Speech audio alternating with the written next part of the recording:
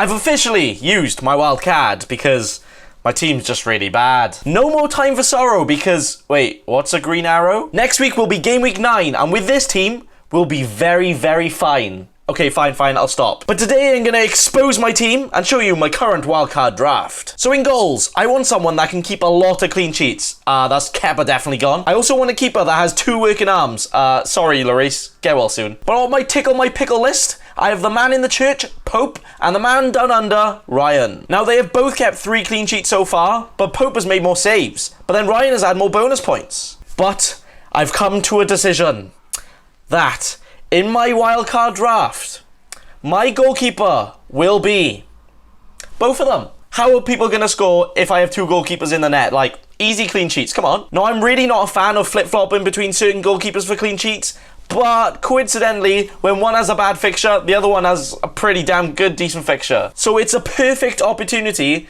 to accidentally bench the one that gets a clean sheet and question your entire existence. So, you know what? Sounds good. But for now, Ryan gets the first spot because, why not? Now, defenders. A lot of people go in no expensive ones. Robertson is a no. Digne, a massive no. But my first defender, my main priority, it's Lundstrom. I've owned him from the start, so he's only 4 million for me. So he can take my debit card, book himself a nice holiday because he ain't leaving my team. I need him here. Next, we have Sayonki, a very cheap, guaranteed starting defender for a Leicester team that have only conceded 7 goals, which is less than Watford conceded in just 1 game. So, you know what? That's pretty good. But I mainly have him for Leicester's great run of fixtures coming up, and then if he doesn't get many clean sheets, bye! And then my final starting defender right now is between 2 players. First one being my man, Trent or Otamendi. Now, I would much rather have Trent, but Otamendi has better fixtures for the next few games and also allows me to make upgrades that are quite tasty elsewhere in my team. So I'm not quite sure what I want to do right now. So for now, they can share the spot, fight to the death, do what you want. But my 2 bench defenders is one I've always had from the start, Enrico, and then Kelly. Now with these 2, both of their starting positions are definitely under contention, and they could play every game for the rest of the season,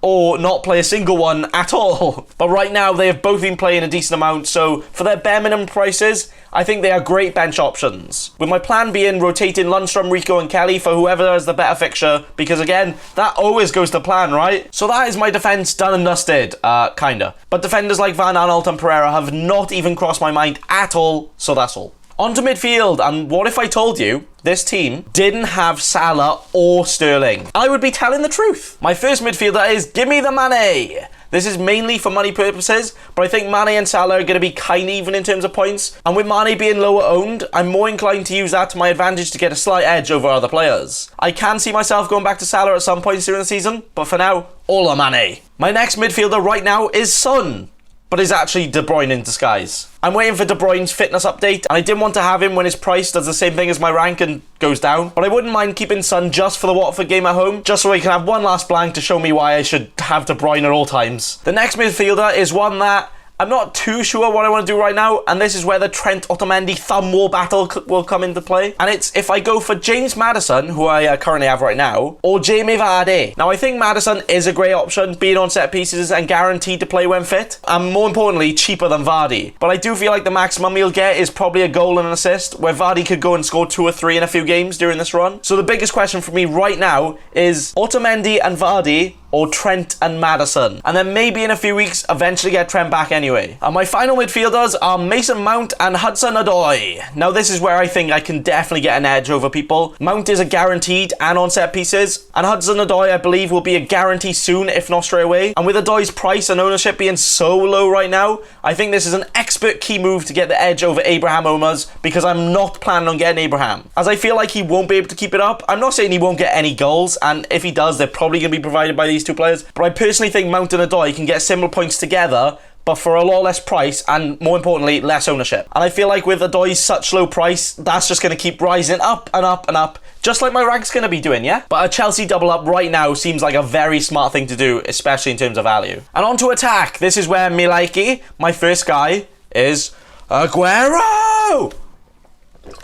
Stay hydrated, kids. Now, I know he's slightly dipping out of form, and he is expensive, and he's a rotation risk, and Man City seem a bit off right now, but Aguero! I'm not confident in Sterling right now. He's almost playing as wide as the linesman on the pitch. And it seems like Aguero can keep scoring and scoring. And for me, he is currently the best Man City option. Obviously behind De Bruyne. But I plan on keeping him for at least 3 game weeks where they have great fixtures, and then depending on how Arsenal are doing with Lacazette back, switch to Aubameyang to catch the rest of their really good run. And my final, or maybe not final forward, is Callum Wilson.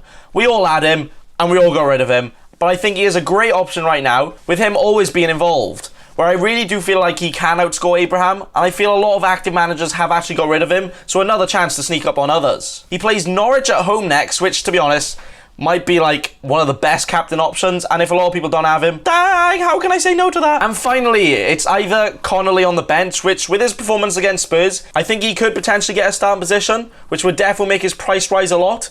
Or I could do that thing of dropping Trent to get Vardy in. Right now, I still got Trent because I would lose that whole 0.1 million, so I have to think about it right now. But I'm honestly loving the look of Otamendi and Vardy instead, so it's a very tough one for me right now. But here it is, guys. Actually, no, I'm going to show the Vardy one because this is the one I am very leaning more towards right now, where it's very likely Aguero, Wilson, Vardy, or Mane will get a few goals, as well as Mount, Odoi and De Bruyne getting something, maybe even a couple of goals, but, you know, probably more likely for assists for them. And I definitely feel a lot safer in this team over the likes of my team before, where I had Haller, Barnes and Pukki as my attacking 3. Yeah. And even on a bad week, I really do feel like there are points here. And with a lot of these players being the main scorers for their team, there's a very high ceiling where, you know, this team under points all the time, easy. And if I'm still proven wrong with Abraham, I could easily drop one of these forwards down and maybe even use that to get Trent back in if he's still banging them in. But if I do this team, the actual biggest question, what 4.5 million midfielder do I even choose? Like, you know what? I think it could actually be Matty Longstaff right now, and I think that's just FPL confirmed winner right here if I do that. I've mainly gone for players that I think can not only do well now, but are improving as players themselves and are also in great form. Plus, I still have some cash in the bank. I think this team has everything it takes to finally get back on track and finish this season very well. And if I manage to play the cards right and choose to start the players that actually do well in that game week, and make sensible transfers, which I don't know what about sensible transfers. I think this team has success written all over it. So thanks so much for watching. Let me know what your wildcard team is or what it would be. And remember, don't be a cheeky scrub. Subscribe to Nathan Bacon right now.